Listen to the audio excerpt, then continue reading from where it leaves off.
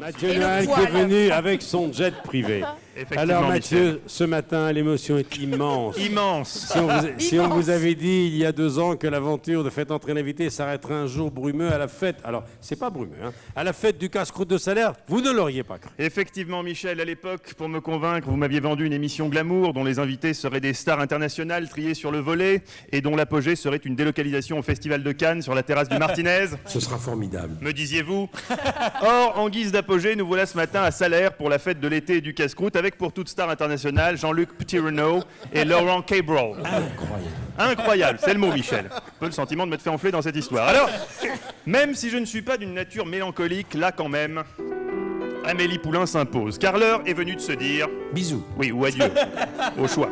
Cette nuit, dans la fourgonnette dépourvue de suspension qui nous menait à Salaire, avec ce chauffeur presque sobre qu'Europe 1 avait gracieusement mis à notre disposition, traversant des contrées aussi invraisemblables que la Seine-et-Marne, dans un brouillard ou à la Tim Burton, duquel on s'attendait à chaque instant à voir surgir Michel Fourniret, un couteau entre les dents, je regardais mes camarades, Charlotte, Camille, et en premier lieu, celui qui partage ma vie depuis 2 ans, mon colocataire Mathieu Madénian, qui avait la larme à l'œil. Bon, c'était simplement parce que la vitre était ouverte, mais je sais qu'au fond de lui, il est bouleversé par la fin de Faites entrer l'invité. Je dirais je m'en fous. Non.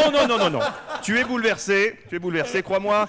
Quand tu feras la queue lundi matin au guichet du Pôle emploi spectacle de Bagnolet, tu seras bouleversé. Tu te rends compte quand même que c'est la der des der ce matin. Oui, alors moi c'est ma dernière chronique avant Noël sur Europe 1.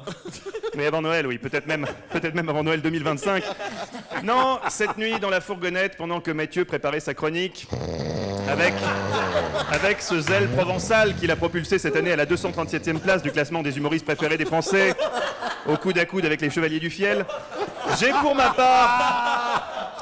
part repensé à tous ces beaux moments qu'on avait partagés durant ces 2 saisons, toutes ces fois où Michel Drucker s'est assoupi durant la fameuse séquence des questions en rafale. 422 fois en 2 ans. Séquence qui aurait dû être baptisée les questions en rafale molle, tant Michel semblait ne pas y croire lui-même, et qui a bien failli déboucher sur un drame quand Michel a demandé candidement à Joe Star Tu dors nu? Va te faire sur le cul, connard. Heureusement, ce jour-là, Michel a eu la présence d'esprit de ne pas aller jusqu'à la question de la glace à 2 boules. Vous vous souvenez, Michel? C'est Eddie Mitchell qui me disait ça un jour. On s'en fout de ce que vous disiez, Eddie Mitchell. On n'a pas le temps ce matin, il y a trop de souvenirs. Alors, Eddie Mitchell. Alors, comme cette délocalisation à Mulhouse, où Mathieu Madénian s'était exclamé « Bonsoir la Suisse !» Évidemment, il y a eu des émissions plus difficiles que d'autres, avec des invités peu enclins à la confidence, se contentant de répondre par oui ou par non. Par égard pour eux, on ne citera pas de nom, hein, Michel. Romain Duris. Non, restons fair play.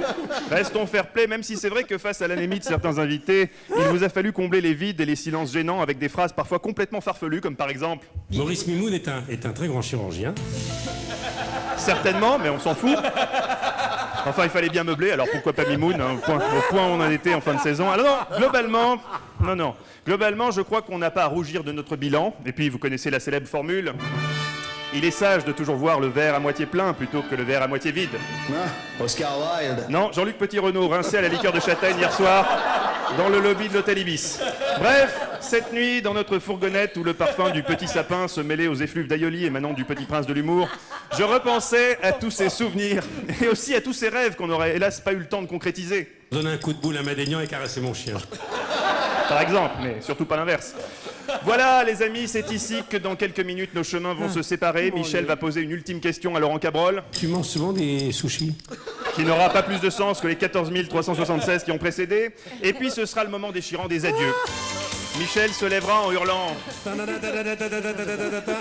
Il fera le tour de la salle en agitant un fanion Antenne 2, lançant dans la foule hystérique des 45 tours inédits d'Yves Duteil. Vous serez comme des fous. Bref, une apothéose digne des Rolling Stones. Qui c'est? Un nouveau groupe de rock, Michel. Bref, merci à tous. Merci à vous, Michel. Merci à Brian, mon fidèle ingénieur du son. Merci à Jean-Luc, à Laurent. Merci à mon colocataire Mathieu Madénian. Merci Salaire. J'espère qu'on se retrouvera un jour. Michel, un dernier mot? Guantanamera. Guantanamera. Jusqu'au bout, vous m'aurez surpris, Michel. Mathieu Noël. Alors, je voudrais quand même...